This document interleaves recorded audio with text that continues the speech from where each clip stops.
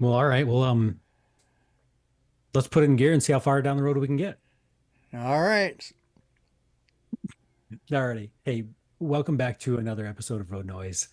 I'm glad you're hanging out with Dad and I, and here we are in season six, and just reflecting on these stories and moments that Dad has captured over the last 50 years of ministry, and just sharing some of the encouragement and just evidence of God's provision and moving in the work that He's called Mom and Dad to do. And so here we are, season six, Dad. Where are we going tonight? Hey, let's don't go too far. Um, it's kind of nice that every now and then we have had meetings that really weren't too terribly far away from where we live.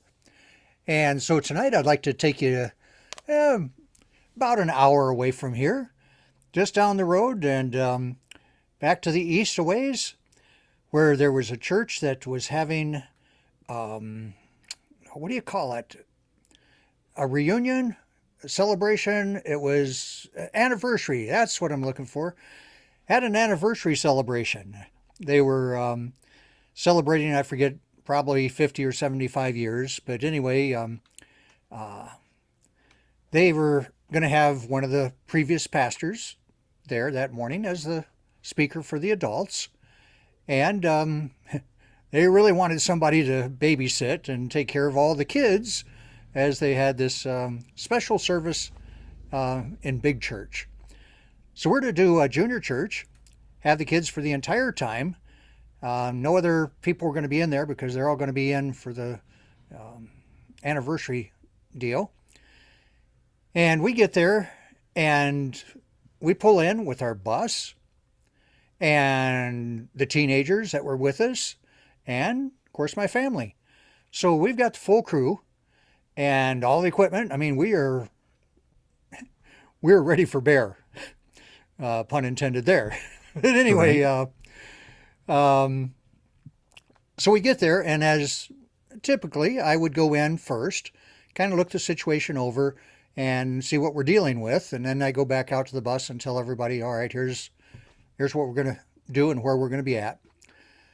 So I go in and take a look around, and I met the person that saying, "Yeah, Sheldon, you're going to be right down the hallway here in this kind of a multi-purpose room that we have, and all the kids will be coming in here."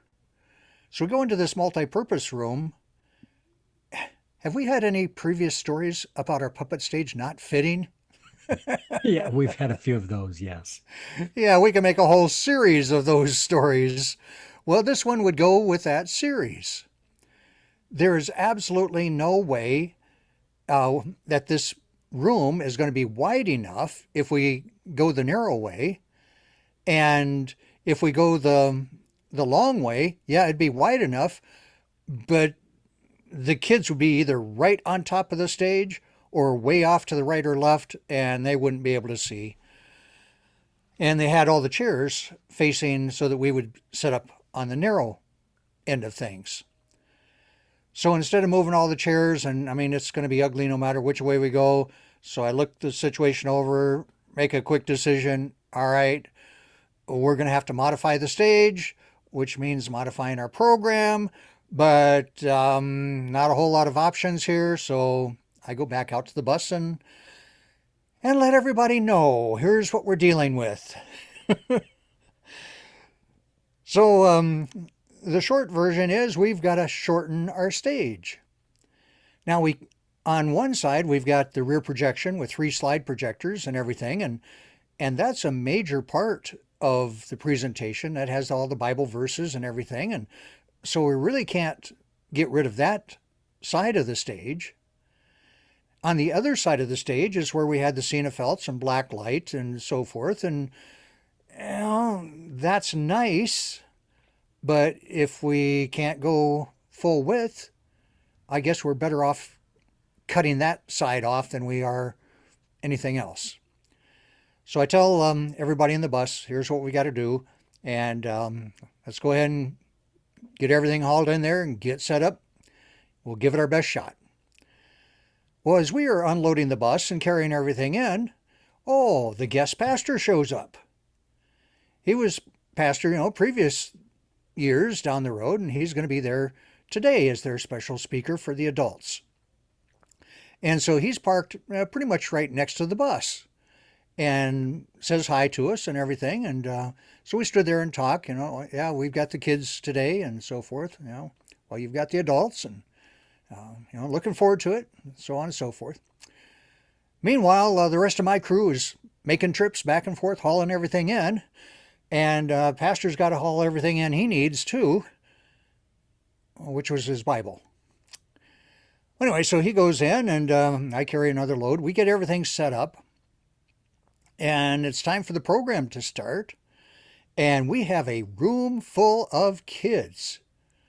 I mean, it was pretty amazing. There wasn't a lot of extra room left over.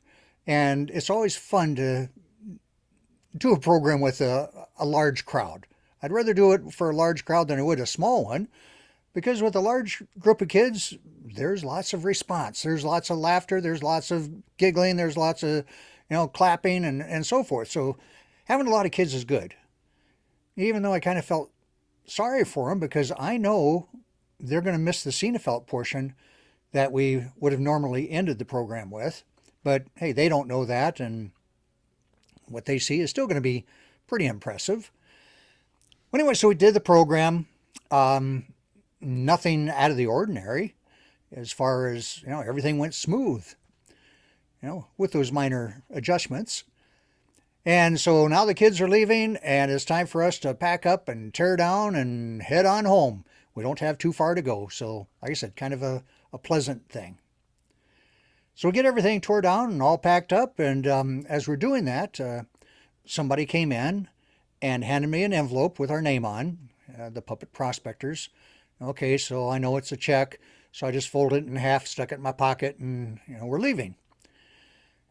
So we get everything loaded up. We pull out. We get back here, get back to the office building. And I took that envelope out of my pocket. And remember, it says the Puppet Prospectors on the outside. And I open the envelope and take the check out. The check's not made out to us. It's made out to the pastor that was the speaker for the morning service with the adults. I'm thinking, oh, great. Now what am I supposed to do? I mean, I can't cash this check. And I'm guessing he probably got an envelope with his name on, but it probably has a check in there for the Puppet Prospectors. Little switcheroo on Well, accident, I'm sure. yeah, I'm sure it was not intended, but nevertheless, that's where we're at. And so I'm thinking, okay, nothing I can do about it today, but tomorrow, Monday morning, I'll see if I can call the church, catch somebody, and tell them what happened. And I mean, it's just a matter of time. We'll get it straightened out. Anyway, so I'm looking at this check, and I'm thinking, that's not bad. I mean, he's a guest speaker for the adults, and he's only doing the sermon time, so they still had the music and announcements and so on and so forth prior to that, I'm sure. So what, he spoke for 20 minutes, maybe a half hour, somewhere around there. And here's a check made out to him for $500. So I'm thinking, cool. I wonder if maybe our check might be the same thing. Yeah, in your dreams. Well, anyway, so on Monday I called the church, and sure enough, I did get somebody, and I told them what had happened. I've got this check here. What would you like me to do with it? And they said, oh, just tear that one up. Just throw it away. No need to send it back. We'll have our treasurer write a new one and mail it to pastor, and we'll contact that pastor, have him tear the one up that he got, and have our treasurer make a new one and send to you. Which, yeah, that's probably the best scenario at this point. And so I did. I tore the check up and threw it away.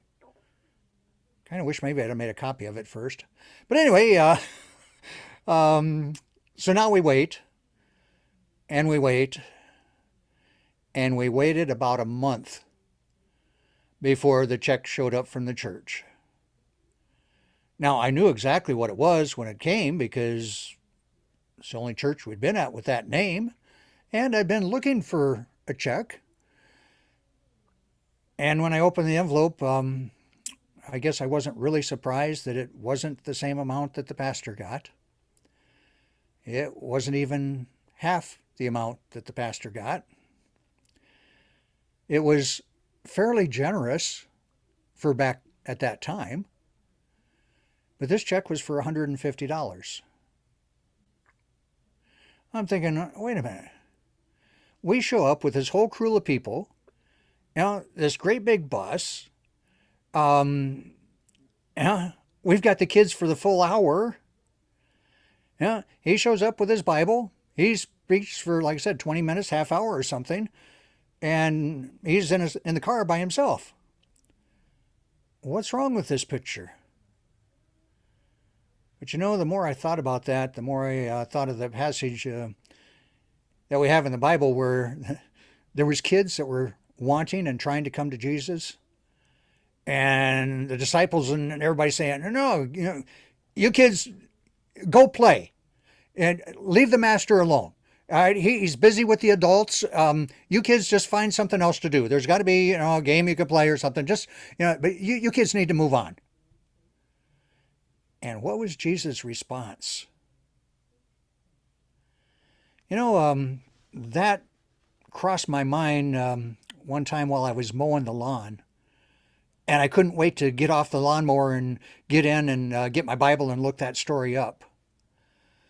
Because Jesus loves kids. And he said, don't do anything to prevent kids from coming to me. And if you do, yeah, consequences. Jesus talked about putting a millstone around this person's neck and throwing them in the deepest part of the sea. Capital punishment. I mean, Jesus is serious about, hey, let these kids come. Kids are important. But as I've looked back over now 51 years, as I look at churches and I look at how they, in this case, spend their money, it's typically not on kids. Oh, yeah, if we're going to spend any money, let's hire a youth pastor for our teens. Okay, so we'll work that into the budget somewhere. But how much money do we have for junior church? How much money do we have for Vacation Bible School? It seems like in most churches, the kids' ministry is not a huge priority. But I'm here to tell you this. God has continued to provide for us. Not always in the way that we would have liked or expected, but God has been faithful. And so, hey, let's park it right there. But I just thought I'd share that story and challenge everybody. When you're sitting at church, just kind of look around and kind of take an inventory. Where does our church spend their money? Are we invested in kids or guest speakers for the adults? Just saying. Yeah, that is a great reminder. And just peeling back the curtain a little bit. I mean, of course, I grew up in this household, so I've, this story's familiar. And the sad reality is this is not the only one like it.